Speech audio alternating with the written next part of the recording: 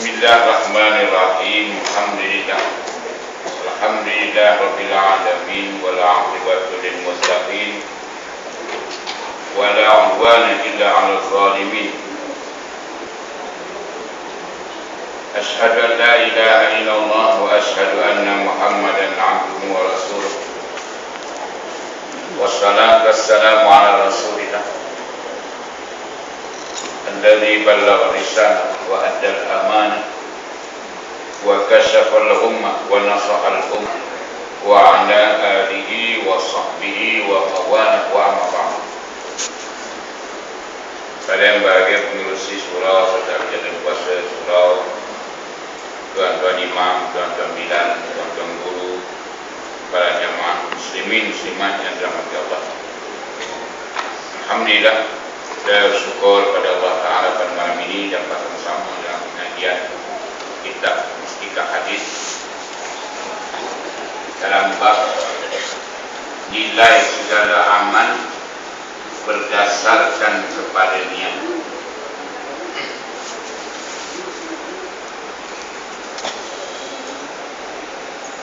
Bismillahirrahmanirrahim.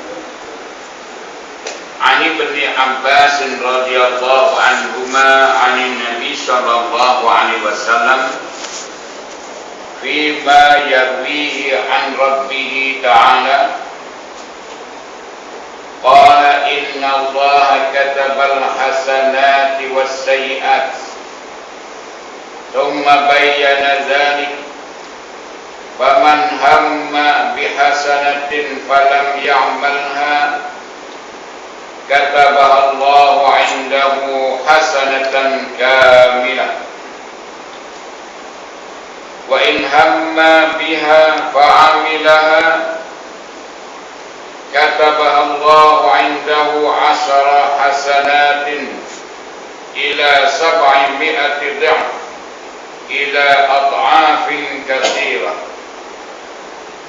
wa in hamma bi sayyi'atin falam ya'malha katabaha Allahu 'indahu hasanatan kamilah wa in hamma biha fa'amilaha katabaha Allahu sayyi'atan wahidah.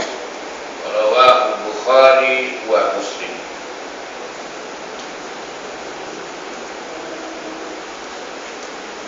Yang bermaksud dari Ibnu Abbas, jadi Abdullah Ibn Abbas radhiyallahu anhuma dari Nabi sallallahu alaihi wasallam mengenai apa yang disampaikannya dari Tuhannya, yakni hadis qudsi.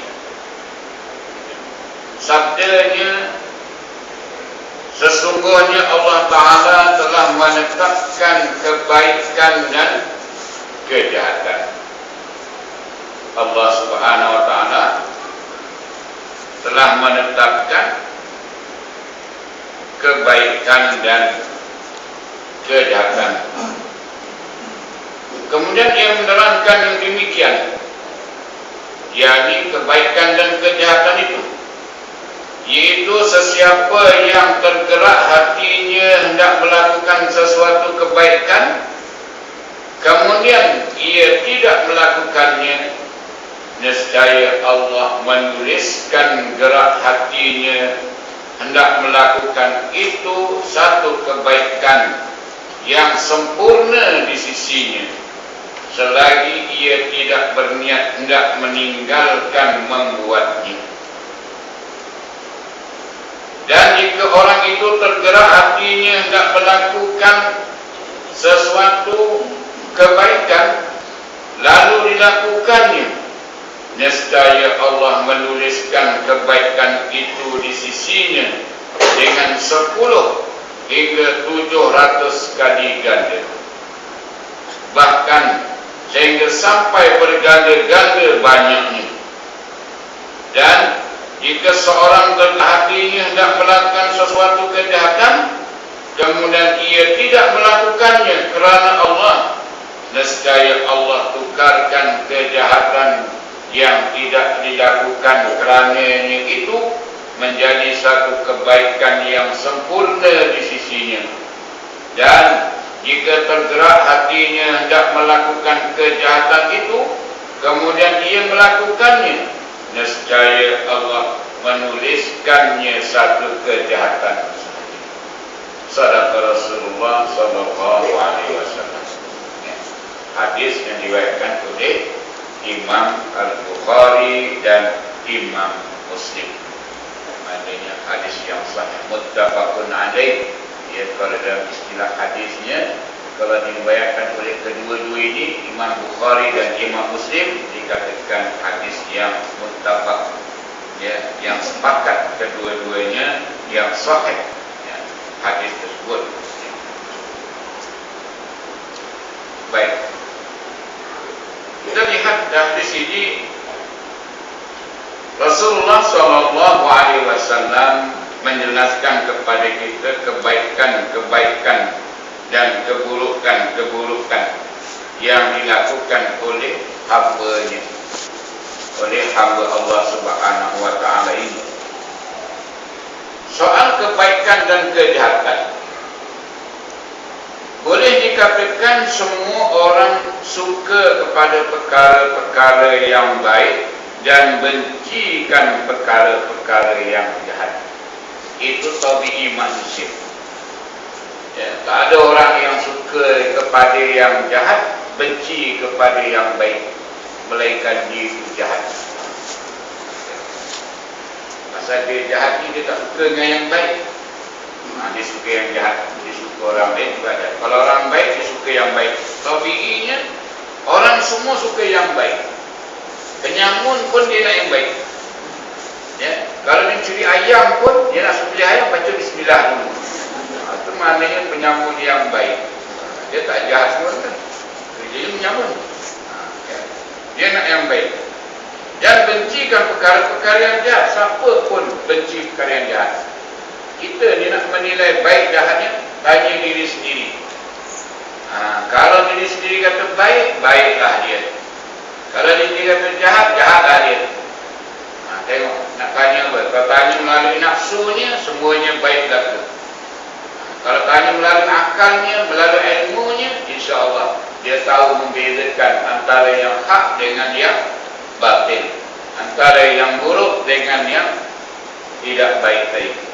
Jadi memang kami manusia begitu, fitrah begitu. Ya, kullu mauludin yuladu ala fitrah. Fitrahnya ini, fitrah semula jadi tadi, semuanya baik-baik. Lahirnya manusia dalam keadaan yang baik, fa'abawahu, maka ibu bapaknya lah yang nak mendidik dia jadi baik ataupun tidak menjadi yang baik. Kalau bapaknya Yahudi, jadi Yahudi. Kalau bapaknya Nasrani, jadi Nasrani. Mak bapaknya Majusi, jadi Majusi. Kalau bapaknya Islam, alhamdulillah, Islamlah dia. Secara fitrahnya, secara semula jadinya manusia itu. Ya. Tetapi soal baik dan jahat tidak dapat ditentukan oleh manusia dengan tepatnya. Kerana masing-masing mempunyai tabiat dan perasaan hati yang berlainan. Kita nak menilai orang itu baik macam mana? Ya, tengok orang itu baik, ya, tingkah lakunya baik, perangainya baik, akhlaknya baik. Ya, kalau nak bawa kepada saksi nikah ni tuan-tuan, ya, nak jadi orang yang boleh jadi saksi nikah ini, nak katakan kategori yang baik pada saksi nikah, dia kena bertaubat selama setahun baru boleh jadi saksi nikah. Itu baru saksi tuan-tuan, belum jadi wali ni. Kalau dah syarat saksi setahun taubatnya, syarat wali pula kan? Ya tak? Mau 10 tahun dapat anak perempuan, taubat dah panjang 10 tahun. Ya tak? Tapi berbeza dengan wali. Wali kalau kata dia nak jadi baik, istighfar 3 kali, astagfirullahaladzim 3 kali kan? Oh baguslah, dah bagus dah dia, dah boleh jadi wali dah dia. Mabuk-mabuk sikit, lepas tu astagfirullahaladzim, ada boleh jadi wali lah. Ini kalau wali.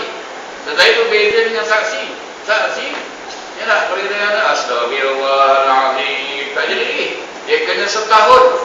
Sekali buat jahat, taubatnya setahun. Itu kalau nak jadi saksi. Ya tuan-tuan ni, maknanya yang ada di surau ni kalau puan semua boleh jadi saksi lah.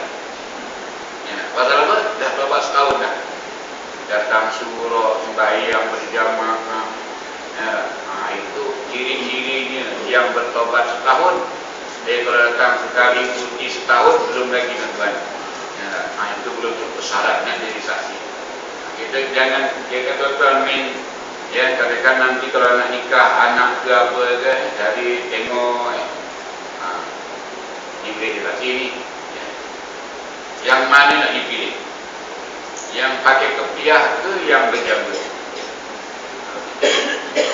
Yang pakai kepiah boleh cabut-cabut, yang berjanggut tak ada cabut lah. Tak ada kepiah pun tak apa, asalkan dia berjanggut, okey lah tu. Tapi kalau ada kepiah dan berjanggut lagi baik. Ya tak? Kalau yang kepiah tak berjanggut pun boleh tahan lagi lah. Tapi kalau dua-dua tadi yang ada janggutnya dia, okey lah, janggut-menyanggut lah. Sekurang-kurangnya akhlaknya tadi tu terkawal dengan ada janggutnya. Yang tuan-tuan, ini maknanya untuk memilih jadi saksi dalam nikah. Nak cari orang yang dikatakan orang yang baik itu. Ya, orang yang baik begitulah. Dia kena taubatnya setahun baru boleh jadi saksi nikah.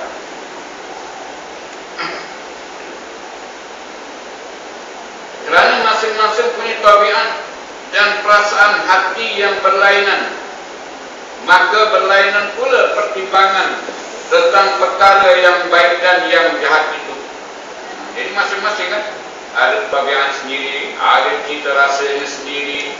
Ya, dia kata yang ni okey ni, yang seorang kata tak okey ni. Ya, okey tak okey tu siapa punya pertimbangan sendiri punya lah. Ya. Kalau tanya orang lain macam-macam. Kalau sendiri kata okey ni, ya, pukul sekali tak apa, jangan sampai lebam-lebam. Kan kat Surabaya ini kan yang pukul murid, yang lebam-lebam guru pukul murid. Tak habis-habis lagi kita guru pukul murid. Ya. Kalau dulu zaman saya sekolah bukan pukul kan, ya, penampar siap, ya, semua jadi. Nak pergi sekolah pagi-pagi doa dulu, ya Allah jangan ada lagi hari ini. Ya, itu dulu. Ya, pagi-pagi sekolah. Ya, kata apa? Hamba tak siap. Kalau siap, siap. Kita pula nampak orang yang tak siap. Dan itu nampak. Kita pula nampak. Kalau dulu nampak sekarang ini, ya, anak-anak murid sekarang ini genting tak boleh, apa pun tak boleh. Dia tengok je lah. Contoh meninggal. Tak boleh tegur lah. Jadi kita tadi menilai baik dan buruk tadi itu mengikut neraca ilmu kita. Ilmu yang menentukan hal kul hajastabil ladzina ya'lamun wal ladzina la ya'lamun. Katakan yang Muhammad tahu sama ke orang yang berpengetahuan dengan orang yang tidak berpengetahuan. Jadi neraca kita tadi untuk menentukan baik atau tidaknya ialah berdasarkan kepada ilmu. Ya, berdasarkan kepada ilmu, bukan berdasarkan kepada nafsu. Dengan yang demikian, maka kebaikan dan kejahatan itu hanyalah yang menentukannya. Ya, kebaikan dan kejahatan itu hanya Allah yang menentukannya. Kerana Allah jugalah yang mengetahui hakikat sesuatu perkara dan yang menentukan hukumnya serta memberi balasan mengenainya. Allah tahu. Ya. Kita jangan carilah kalau ada benda tak elok di sisi Allah. Kita cari di mana kelemahannya. Kalau kata arak tu tak elok dan tak elok lah mana pun. Ya, janganlah cari kebaikan arak tak jumpa tu kan. Ya, cari kebaikan arak ini boleh memanaskan badan, boleh menguatkan tenaga, boleh bekerja kuat. Pemberang dia kan. Ya. Ambil ni, kalau dah minum mabuk, mana boleh kerja lagi dah. Ya, mana boleh kuat kerja.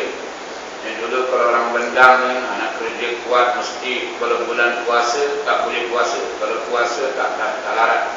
Mukul padi boleh banyak pun bolehlah 2 tong. Tapi kalau tak puasa boleh 5 tong. Pemberang tu lah. Itu orang mahu puasa sebenarnya. Yang puasa 5 tahun, yang tak puasa 2 tahun ada betul. Ya. Adanya pasal benda yang salah ini tak boleh kita kata betul. Itu kita punya ni. Yang benda salah betul lah. Yang dia buat salah dia kita kata betul, itu tak betul. Yang kita nak kata betul, yang betul, bukan yang salah kita kata betul. Disebab kata kalau dia kata saya kalau tak puasa boleh pukul 5 tahun, pukul padi. Ya, semberangnya. Kerana kalau tak puasa itu tetap juga dia takkan kuat sama dengan orang yang puasa, lebih kuat daripada orang yang berpuasa. Itu juga kita tadi, jangan yang salah tadi kita kata betul, yang betul jangan kita kata salah. Kita jangan memperakui kebatilan itu tadi hak, dan jangan menafikan hak itu ya sebagai hak. Itu kita kena jelaskan sebenarnya. Jadi di sisi Allah, kerana Allah yang mengetahui hakikat sesuatu tadi itu, Allah tahu. Kenapa dia tak bagi, kenapa dia larang, kenapa tak boleh berkhalwat, kenapa tak boleh.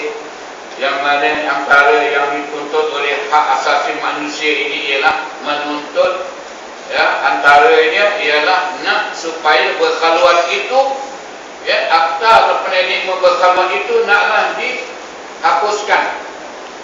Kerana itu hak asasi manusia. Ikut dia kan? Nak berkhalwat ke, nak sampai anak 10 ya, berkhalwat kan?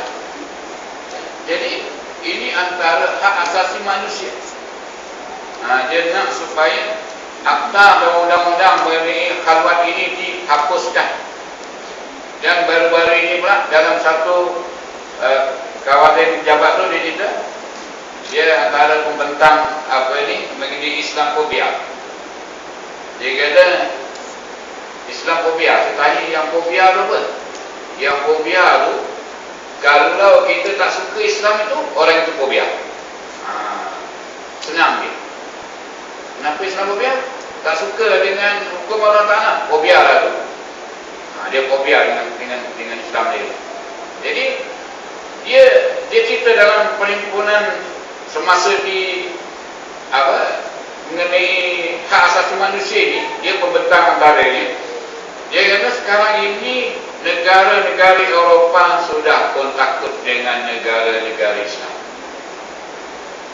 Negara Eropah, Amerikanya, Londonnya, apa semua tu, Englandnya, apa semua tu, yang dengan negara-negara orang kafir inilah, dia sudah mula takut dengan negara Islam. Macam mana boleh takut? Kerana negara-negara Islam sekarang ini yang dia pecah perintah itu sudah makan tuan. Apabila di dalam pengundian di PBB, negara Islam menyokong lebih ramai daripada negara yang bukan Islam. Jadi majoriti pada negara-negara Islam yang dipecah-pecahkan zaman pemerintahan Osmani, zaman pemerintahan Atatürk dan sebagainya, pecah Syria, pecah Lebanon, pecah Aljazair, Algeria pecah, Mesir pecah, Palestin pecah, membolehkan Palestin termasuk dalam anggota bangsa bersatu yang boleh bersuara di sana. Jadi sokongan kuat ini pula yang menjadi kebimbangan kepada negara-negara yang bukan Islam sekarang. Sebab itu apa yang diperjuangkan Islamofobia, hak asasi manusia tetapi yang bersandarkan kepada syariat Islam. Dia kena terima. Negara Eropah kena terima hak asasi manusia yang mana berlandaskan kepada Islam, itu boleh diterima. Kalau sekadar hak asasi manusia saja, kita tak boleh terima. Itu yang kata Ustaz Nikmat Zuki itu. Sekarang ini hak asasi ada dua. Satu hak asasi manusia biasa, satu hak asasi yang bersandarkan kepada syariat Islam. Kalau syariat Islam kata itu tidak menjadi masalah, berkhalwat itu menurut hak asasi manusia syariahnya, bahawa itu tak boleh, tak boleh dihapuskan. Dia takkan boleh nak menghapuskan. Berjuang. Kenapa jadi macam ini? Kerana mereka menganggap negara Malaysia ini negara yang yang sekular, maka dia boleh masuk berbagai-bagai ideologi. Sekarang ini macam-macam dia gunakan, ya. Berhati-hatilah dengan ideologi itu yang menyesatkan agama, cara agama Islam ni. Antaranya ialah ajaran Ahmad 100. Ini yang terbaru ni, ya. Belum difatwakan lagi, ya, Ahmad 100. Kenapa namanya Ahmad 100? Kerana dialah Tuhan, dialah Muhammad. Ahmad tu dah kena dah nama dia tu. Tuhan pula 99, tambah dengan nama dia satu, jadi 100. Ahmad 100. Dia bagi nama ajaran, ya. Kita nak gabung tak boleh, dia nak bikin satu tu je, ya. Jadi kalau dah dia Tuhan, 99 nama Allah dan satu Nabi Muhammad, jadi 100. Nama dia Ahmad 100. Senang dia amalan dia tuan. Tak payah sembahyang, tak payah. Bagi dia kat dia 70% cukup. Ya. Kesian ni pelajar, seorang pelajar pengajian dia 8 semester. 6 semester tu duit untuk Ahmad 100. 6 semester. Bayangkan tuan-tuan. Ciri-ciri ajaran sesat, tak ingat. Satu, kalau kerana harta, duit. Dua, kerana wanita. Harta, wanita. Tiga, dia nak jadi ketua. Kalau itu punya ciri-ciri dia, hati-hatilah. Ya. Kita di sini ni, alhamdulillah lah, taman ni. Kita tangkap yang berkhaluat, yang macam ni tertangkap. Baik, sebenarnya sini nilai yang kedua ni ialah nilai niat. Dalam hal melakukan kebaikan dan kejahatan, niatnya sahaja pun sudah ada nilainya. Allah Tuhan, niat pun dah ada nilai dah. Orang yang berniat nak melakukan sesuatu perkara yang baik, tetapi ia tidak melakukannya, maka Allah menetapkan baginya satu kebaikan yang sempurna. Niat juga, tak payah. Niat nak pergi haji, dah nawaitu hajjah, niat pergi haji. Bila? Tahun depan. Belum lagi kan, register hari ini tahun 2058. Itu baru boleh pergi haji. Nak niat bila masa sampai, ya. Muncullah register kan, niat nak berpuasa, niat nak bersedekah, niat yang baik-baik cukup. Ya, jangan sekali-kali kita niat nak buat jahat, niat yang baik cukup. Ya, walaupun kita tak mampu buat, ada niat. Niat yang mulai tak boleh, niat insya-Allah kalau beri bangun dia pun bangun. Ya, niat. Bila dah ada niat, tentu ada azam. Ini kalau dah niat pun tak ada langsung, janganlah cerita azam. Kejut je yang ada banyak. Ya, bila bangun malam pergi bilik air, boleh pergi bilik air. Tak silap pintu pun. Ya. Semua ni lu. Apalah lagi kalau bilik air dah basuh ke, ya, ambillah sembahyang, berkaan. Jadilah. Ya. Jadi yang kita niat tadi tu digerakkan oleh Allah, alhamdulillah. Niatnya, niat yang baik. Innamal a'malu binniyat. Ya, sesungguhnya amalan itu dengan niat. Niat yang baik. Ya, ada niat menjadilah. Kerana sudah ada nilainya. Niat yang baik itu sudah ada nilainya. Orang yang berniat hendak melakukan sesuatu perkara yang baik tetapi tidak melakukannya, maka Allah menetapkan baginya satu kebaikan yang sempurna. Ya. Niat. Tak payah hamba kan? Allah Ta'ala ni dia sayang betul dengan hamba ni. Hamba ni yang buat baik, niat buat baik, tolong orang. Dan orang yang berniat hendak melakukan sesuatu kejahatan tetapi ia tidak melakukan juga, maka Allah Ta'ala beri kepadanya satu kebaikan yang sempurna. kerana kejayaannya menentang dan membatalkan niatnya yang jahat itu, sehingga ia tidak melangsungkannya kejahatan yang diniatkannya. Ya. Niat memang dah nak buat lah, tapi fikir-fikir balik kesian dia. Ya, kesian dia. Niat nak buat jahat pada orang tu, fikir balik kesian dia. Ya. Nak nanyakan orang, kesian dia. Jadi bila niat itu dibatalkan pula, dapat pahala lagi tuan-tuan. Ya, bukan sah nak buat pahala. Dengan niat buat jahat, lepas tu batalkan niat itu, dapat pahala. Tapi kalau memang dah benda tu jahat, kita buat juga. Ya, saya nak niat mabuk, tak jadilah mabuk, dapat pahala. Kalau dah kerja ni memang mabuk, niat pun tak jadi tuan-tuan. Ya, di baru ni kan sambutan 1 Januari kan, berapa ramai kita tanggal tuan-tuan? Hampir 200 orang di KL, hampir 200. Lokap Jambi itu penuh, tak cukup tempat. Nangkap orang berkhaluat, orang mabuk dekat kelab malam dengan ustaz-ustaz sekali.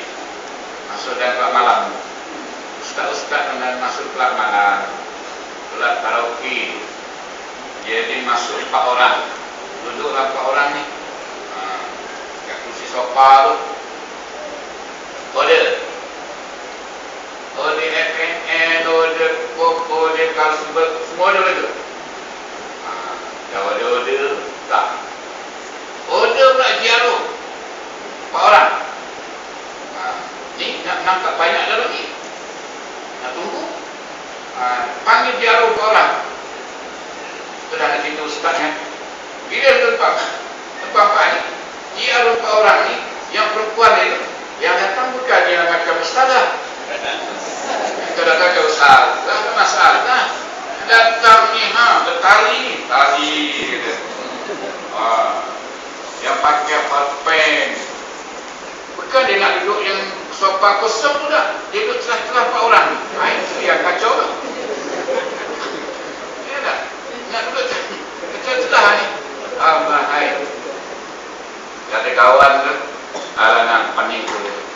Dia duduk sebelah tu, habis kau ni macam mana macam ni je lah. Macam ni je. Takut. Pegang pun tak melawan. Yang seorang ustaz tu dia jaga pula lagi. Pegang jaganya dia. Orang masuk salam tu apa? Pasal nak tangkap yang 100 orang dalam tu. Lepas salam dia masuk. Ya, ini. Jadi yang udara tu apa? Untuk menangkap Giaro yang minum tu. Strategi tak kena. Yang perempuan duduk sangka, kenapa orang ni tak minum? Yang ustaz-ustaz kata, kenapa dia tak minum? Sudah tak minum air. Pasal yang perempuan dia kata, biasa setengah dah ni, dia tak terusin. Yang ustaz-ustaz pula tunggu, kenapa dia orang tak minum pun? Itulah. Sampai yang perempuan dia kata, ini lain patient yang datang dia ni. Dalam lain patient tu pukul 3 pagi juga kan. Pukul 3 pagi dengan karaoke ni apa semua. Dia nak tangkap ramai-ramai tu. Pukul 4 pagi tu dia sampai 100 lebih orang. Orang-orang Melayu tadi. Orang tu sibuk dekat dataran, sibuk dekat iklim, sibuk dia masjid, dia sibuk dekat karaoke. Tak tahulah. Itulah. Nampak macam mana dah? Selain dia ada yang minum arak, kedai arak, kilang arak, tempat jual arak, lagi ada arak, itulah. Kita buang tu. Balasan Allah yang demikian ialah sebagai menilai niat seseorang mengenai amal perbuatan, maka lain pula nilainya. Niat dinilainya lain, amal dinilainya lain. Ya. Niat dinilai kalau kata dia tak jadi kerana apa? Kerana keburukan, dapat pahala. Niat dinilai kalau dia buat yang dia niat berganda-ganda. Amal perbuatan pula lain pula nilainya. Tiap-tiap satu amal kebajikan diberi sekurang-kurang 10 kali ganda. Ya, kullu hasanatin bi asri amsalihha. Tiap-tiap kebaikan yang satu dibuat, tiap-tiap satu kebaikan digandakan sebanyak 10 kali. Buatlah kebaikan. Ya, bukan susah, satu je. Ya, subhanallah, satu kebaikan. Dia baca bismillahirrahmanirrahim, satu kebaikan. Ya. Jadi setiap satu kebaikan yang dibuat digandakan sebanyak 10 kali ganda, bahkan lebih daripada itu. Ini amalan. Ya. Maknanya kalau kita tadi dapat buat kebaikan yang satu digandakan 10. Manakala tiap-tiap satu amal kejahatan dibalas dengan satu kejahatan sahaja. Niat nak buat, atau buat pula, dibalas dengan satu kejahatan. Ini kalau kita tengok dialog antara malaikat kiraman katibin di kiri kanan. Dan bila yang baik, yang kanan dia tak perlu tanya yang kiri, terus tulis kebaikan. Kalau yang jahat, yang kiri kena tanya yang kanan dulu. Nak tulis tak? Tunggu dulu. Tunggu lama ni? 24 jam. Kalau dalam masa 24 jam dia taubat, kau padam, kau jangan tulis. Jadi itu kalau 24 jam. Ya, kalau tak sampai 24 jam dah taubat lah, alhamdulillah. Kalau 48 jam belum taubat lagi, kau tulis lah kau. Ya, maknanya kiraman katibin tadi tu menulis apabila sudah terlepas tempohnya, ya, menulis dan batalkannya apabila dia ini beristighfar. Ya, sempena awal tahun baru kan, kita kata kenapa? Kena muhasabah lah, ya, ceramah muhasabah, ceramah muhasasah, ya, muhasusah macam. Ya, yang nak dimuhasabah tu setahun sekali. Malam 31 Disember nak muhasabah 1 Januari dulu. Punya lama kan. Yang setahun tu, yang 1 Januari 2012 dimuhasabahkan 31 Disember 2012. Agak-agak boleh ingat tu semua. Ya tak? Apa buat salah kat bini aku dulu? Tak ingat lah. Yang lebam-lebam pun tak ingat ya. Yang pukul suami pun tak ingat. Saya tadi ditelefon dengan orang, walaupun duduk di bahagian penyelidikan, tapi dia punya aura perkahwinan tu ada lagi. Yang dia telefon, Ustaz, saya nak jumpa dengan Ustaz. Apa hal? Isteri saya, Ustaz, tak nak balik. Dia kata nak bersalin di rumah mak. Bila dah bersalin mak pantang, tak nak balik. Jadi sekarang nak jumpa dengan Ustaz. Untuk masalah tak pandangan Ustaz. Kata kalau bini dia nak berjahat, kalau bini aku mau dia bini orang. Jadi dia kata nak bagi nasihat orang yang isteri ni tak nak balik. Macam mana? Isteri tak nak balik, hantar dah habis lah, anak dah 2 lah. Kerana bapak dia tak bagi balik.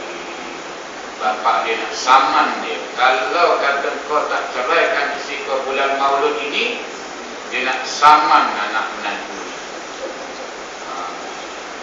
Lepas tu dia tanya pula lagi, dia dah telefon, nak jumpa, telefon. Kata besoklah cakap dah, nak cakap dengan saya. Sekurang-kurang saya boleh fikir lah malam ni. Jadi saya pun bagi bertuan-tuan tu fikir lah, kamu kan. Mana dia kata yang mana dia dah dia tu, bila dia kata dia nak saman dalam bulan Maulud ini, bulan Rabiul Awal ini, kalau dia tidak ceraikan isteri dia. Saya tanya sampai cakap, mentua saya Ustaz. Okeylah. Kalau saya cakap, biasa salah. Kalau kau nak ceraikan. Jadi kalau mentua kau cakap, biarlah disaman 10 kali pun. Berjumpa je esok pagi. Nak meditkan kita. Maknanya, dalam hal-hal yang seumpama ini, kita ni orang tua tuan ni, kita bagi orang tua ni, mak ke ayah ke, walaupun anak menantu dari itu tak pernah suka dengan kita pun, kalau anak kita dah suka, tumpang suka sudahlah. Tapi janganlah yang terlalu sangat. Cakap dengan anak, kau boleh cari kawan, tapi jangan yang jadi lawan. Lawan apa? Lawan apa? Lawan mak. Ya, maknanya kalau dia cari kawan yang jadi lawan, payah. Ya, kadang anak ini dia tengok di lahirnya, ya, tak tengok pula di keturunannya. Sebab itulah dalam hal hukum ini. Baik. Itu tadi satu hadis yang menceritakan kebaikan dan amal saleh dan amal jahat. Amal yang saleh diberikan ganjaran, amal yang jahat diberikan juga ganjaran, tetapi tak sama dengan amal yang saleh. Baik, berapa? Baik, masuk ke dengan ini nyatalah setakat mana melimpahnya kemurahannya Allah kepada setiap hamba-Nya. Baik, teruskan hadis berikutnya ya. An Abi Kabsyah Al-Anmari radhiyallahu anhu 'an Nabi sallallahu alaihi wasallam qala: "Salasun uqsimu 'alayhinna ma naqasa malu 'abdin min sadaqah wa la zulima 'abdun madlamatan صبر عليها إلا زاده الله عزا ولا فتح عبد باب مسألة إلا فتح الله عليه باب فقر وأحدثكم حديثا فاحفظوه قال إنما الدنيا لأربعة نفر عبد رزقه الله مالا وعلما وهو يتقي فيه ربه ويصل فيه رحمه ويعلم لله فيه حقا وهذا بأفضل المنازل وعبد رزقه الله علما ولم يرزقه مالا فهو صادق النية يقول لو أن لي مالا لعملت بعمل فلان وهو بنيتي وأجرهما سواء وعبد رزقه الله مالا ولم يرزقه علما وهو يخبط فيه بغير علم لا يتقي فيه ربه ولا يصل فيه رحمه ولا يعلم لله فيه حقا وهو بأخبث المنازل وعبد لم يرزقه الله مالا ولا علما وهو يقول لو أن لي مالا لعملت فيه بعمل فلان وهو بنيتي ووزرهما سواء. Rawah Tirmidzi dan lain-lainnya. Ya, mana yang tidak diriwayatkan oleh Imam Bukhari dan Muslim. Apa maksudnya di sini?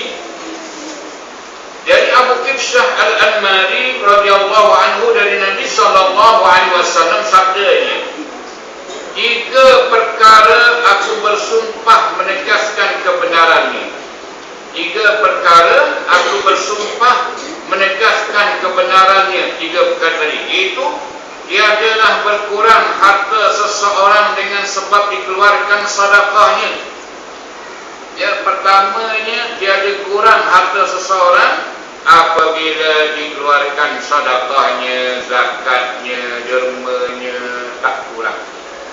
Itu kena yakin. Yakin kita bahawa Allah Ta'ala tidak mengurangi sedikit pun ya harta yang mengeluarkan zakat, yang mengeluarkan sedekah, yang menginfakkan harta yang tak kurang. Ini yakin kan? Ya, kena yakin.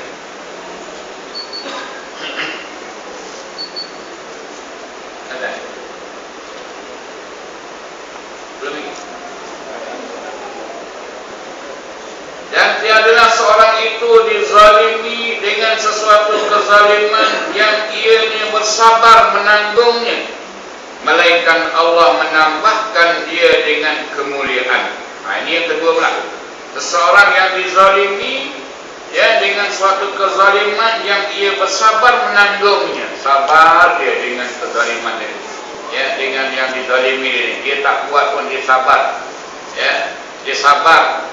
Yang sabar itu Allah Ta'ala muliakan dia, menambahkan kemuliaan. Hari ini kalau kita lihat pada peristiwa Sayyidina Abu Bakar dengan Rasulullah dengan orang kafir Quraisy, ketika mana orang kafir Quraisy menzalimi Abu Bakar, membuat fitnah, menuduh yang bukan-bukan, Abu Bakar diam dia. Tetapi bila Abu Bakar menjawab sedikit apa yang dituduh dia itu, lalu Rasulullah pun beredar, tidak duduk bersama dengan Abu Bakar. Abu Bakar tanya, ya Rasulullah, kenapa Rasulullah tinggalkan saya tadi? Sebelum tu Rasulullah saya. Kata Rasulullah, ketika engkau duduk tadi, kau tak menjawab fitnah-fitnah yang kena pada kau tadi itu, malaikat bersama-sama dengan kita. Bila kau menjawab, malaikat meninggalkan kau, maka aku wajar tinggalkan kau juga. Kerana Abu Bakar menjawab. Jadi kesabarannya sampai ke kemuncaknya, dia jawab juga. Jadi kesabaran ini, kata Rasulullah, kalau dia boleh menanggung kezaliman ini dengan sabar, Allah Ta'ala gandakan dengan kemuliaan. Yang tiada seorang memulakan sesuatu cara minta sedekah, melainkan Allah membukakan kepadanya pintu kepapaan. Dan aku menerangkan kepada kamu satu hadis pengajaran, maka hafazlah akan dia untuk dijadikan iktibar. Kata perawi tadi. Kemudian baginda menerangkan sabdanya, sebenarnya habuan dunia mengenai ilmu agama dan harta hanyalah terbahagi kepada 4 keadaan. Di dunia ini mengenai ilmu agama dan harta terbahagi kepada 4 keadaan. Manusia yang pertama iaitu orang yang telah dikurniakan Allah Ta'ala dengan harta dan juga dengan ilmu agama, maka ia menggunakan ilmunya dengan berlaku taat kepada Allah dan menjauhi larangannya, dan menggunakan hartanya pada menghubungkan silaturahim kaum kerabatnya, serta ia mengetahui hak Allah pada nikmat-nikmat yang dikurniakan itu. Maka orang yang demikian bersifat dengan semulia-mulia keadaan di sisi Allah. Ini satu golongan.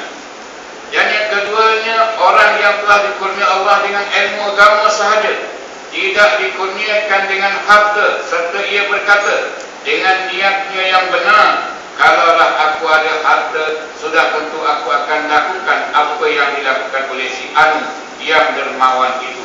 Maka ia beroleh balasan dengan sebab niatnya dengan yang demikian, maka balasan baik kedua-dua orang itu adalah sama. Yang satu ada ilmu, ada harta. Yang satu ada ilmu, tak ada harta. Dengan ada ilmu, dia berniat, kalau aku ada harta macam si pula tu, aku nak dengar juga, nak buat juga kebaikan. Jadi Allah Ta'ala bagi ganjaran orang yang ada ilmu, tidak ada harta, dengan niat yang elok itu, sama ganjarannya, pahalanya dengan orang yang ada ilmu dan ada harta. Ada ilmu, ada harta, beramal dengan ilmunya, membelanjakan hartanya ke jalan Allah, bersilaturahim dengan hartanya. Dia bukan hanya untuk dia. Yang pernah saya ceritakan di sini, yang kata sekarang ini kan, yang budak-budak sekolah kan, belanja hari ini akan dapat 100. 100 tuan, nak beli buku bolehlah, kena kasut dengan baju tak cukup. Paling tidak anak sekolah seorang sekarang ini paling tidak 300. Bayangkan kalau 5 orang, kira sendirilah. Itu baru sekolahnya, belum basnya lagi, belum yuran sekolah lagi kan. Jadi tolong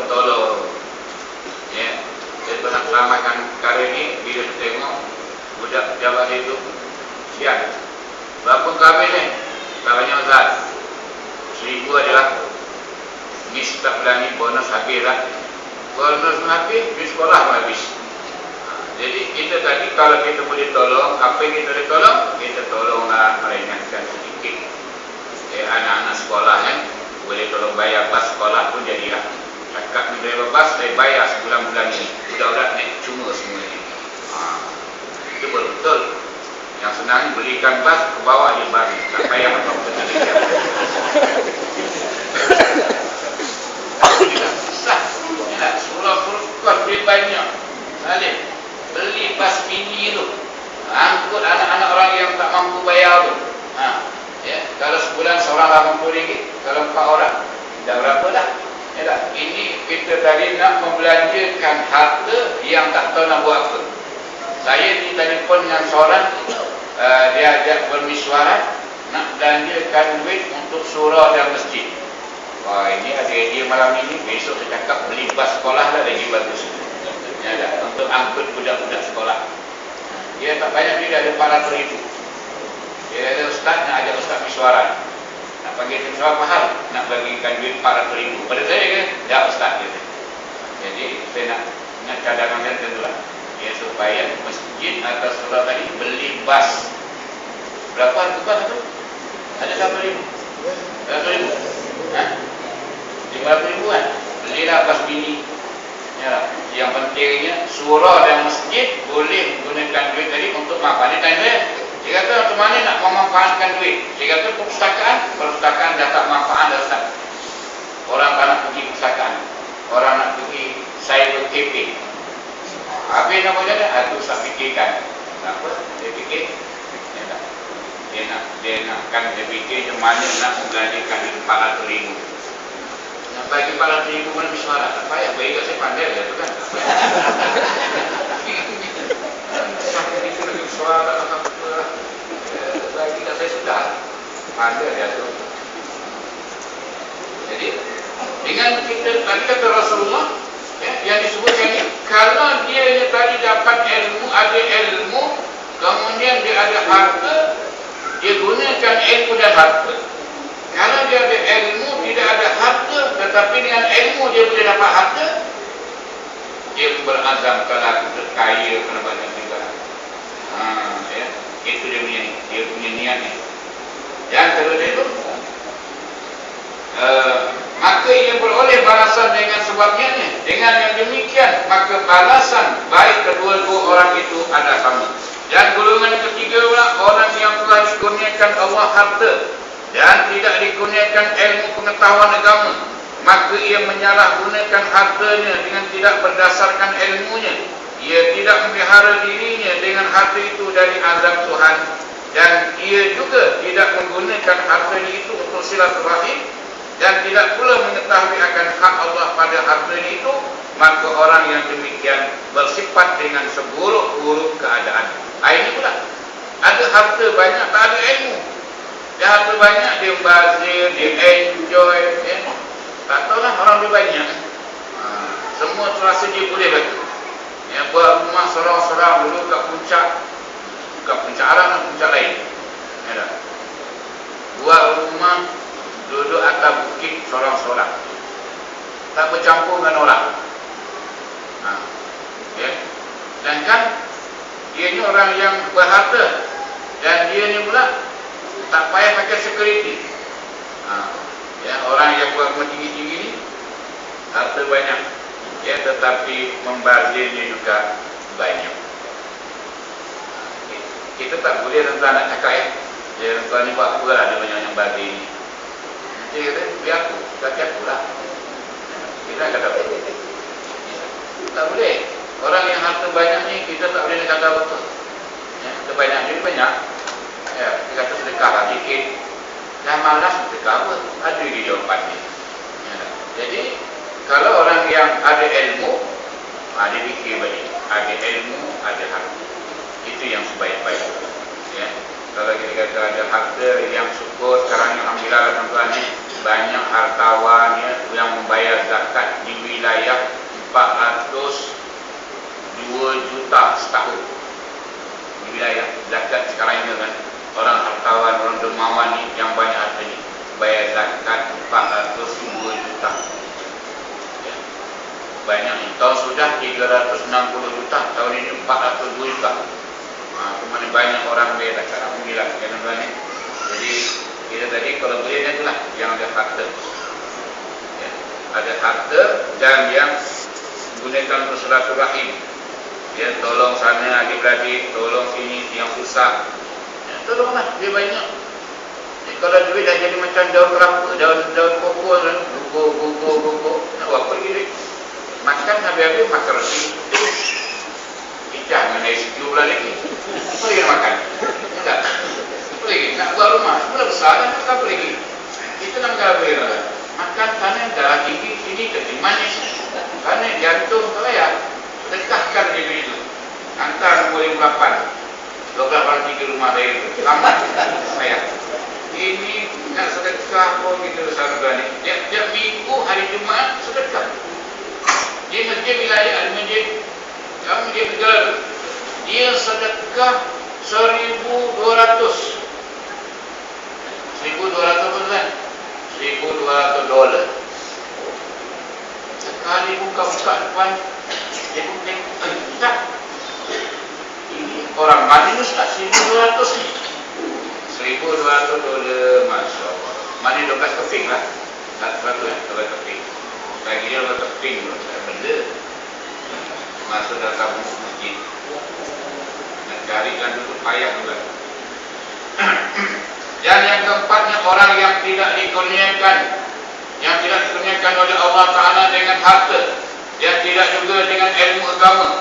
Lalu ia berkata, kalaulah aku ada harta, sudah tentu aku akan lakukan apa yang dilakukan oleh si Anu itu. Maka ia beroleh balasan dengan sebab niatnya. Dengan yang demikian, maka balasan buruk kedua-dua orang itu adalah sama. Dia tak ada harta, tak ada ilmu. Kalaulah aku ada harta, sudah tentu aku akan lakukan apa yang dilakukan oleh si Anu itu. Dia buat benda-benda yang tidak baik. Samalah. Yang ada harta, yang tidak ada ilmu. Apalagi kalau tidak ada harta, tak ada ilmu. Ini yang kata dapat bijak kan. Tahu jadi jutawan, tahu jadi hartawan. Banyak bijak jutawan kan. Dia jutawan, tak tahu nak buat apa. Beli rumah tak siap, beli kereta tak habis. Dah jadi jutawan segera. Dia 1 juta kan banyak mana kan. Ada orang pendapatan dia 50 juta sebulan. Dia tanya, berapa pendapatan? Ada 50 ribu, senyum ni. Bunyi 50 juta. Aduh. Saya kata kau sampai 50 juta. Hidup dia simple. Pakai baju pagoda. Kita yang cari di baju, tak buaya, tak naga semua naga. Dia pakai baju pagoda. Saya kata seorang ni betul bagusnya. Ada orang nak pergi Mekah, tak cukup duit. Dia masukkan duit. Telefon dia juga. Telefon, ni nak pergi Mekah, dia tak cukup. Tak boleh dia nak tambah. Berapa kurang ni? Kurang lah. Dia masuk 1,000, kurang baki banyak. Nak pergi Mekah, masuk 1,000. Dia mana tu kan? Okey lah, dia tambahkan jadi 10,000. Lengkap. Masa tu juga dia transfer. Yang masukkan duit dia tu. Kata bagusnya orang tadi. Jadi itulah antara hadis-hadis Rasulullah SAW. Biasa kan? Ada kan? Ya, betul aja. Oh, hadis tempat tu dia azan. Jadi cerita azan ni benar ada balak. Ada balak di antara jamaah. Yang jamaah kata tak payah azan. Dekat jamaah ustaz kata tak payah azan terus. Jadi ustaz yang ceramah ni bila azan hilang idea dia. Yang Assalamualaikum. Dia tak tahu dah nak mula di mana. Terus satu ustaz pula azan tu ustaz balik, kenapa tak azan? Azan lah. Jadi tuan-tuan ikut yang mana? Nak ikut yang azan ke tak ikut yang azan? Dua-dua boleh ikut. Nak ikut tak azan boleh, nak ikut azan boleh. Kalau ikut saya tak payah azan terus. Jadi habis ngaji, habis bayar, habis balik, habis. Tak ada dah. Tak ada nak tanggung-tanggung lagi dengan azan kita tunggu. Bagi saya kalau azan pun baik juga. Kerana azan tadi sunat. Dalam saya kata nanti Ustaz Zainal tak bagi pula. Tak, saya bagi. Nak azan pun boleh. Nak tak nak azan pun boleh. Asal tengok semuanya azan kan belum azan, tak apa. Jadi insyaAllah itulah antara hadis-hadis Rasulullah SAW yang berkaitan dengan nilainya segala amal itu berdasarkan kepada niat. Mudah-mudahan kita tadi pasanglah niat yang baik. Mudah-mudahan diberi ganjaran oleh Allah Subhanahu Wa Taala. Kalau kata kita niat yang tak baik, kita batalkanlah niat yang tak baik itu. Kita tukar kepada niat yang baik insyaAllah. Ada apapun dikasihkan ada 5 minit. Kalau ada soalan ada 5 minit. Kalau tak ada cakap ini je. Hari ini 21 kan? 21.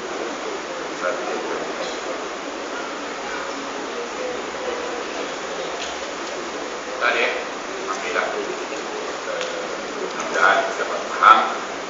Dan kita jumpa lagi insyaAllah pada bulan hadapan. Wa ila liqa wa aqulu qawli hadza wa astaghfirullahal azim. Wassalamualaikum warahmatullahi wabarakatuh.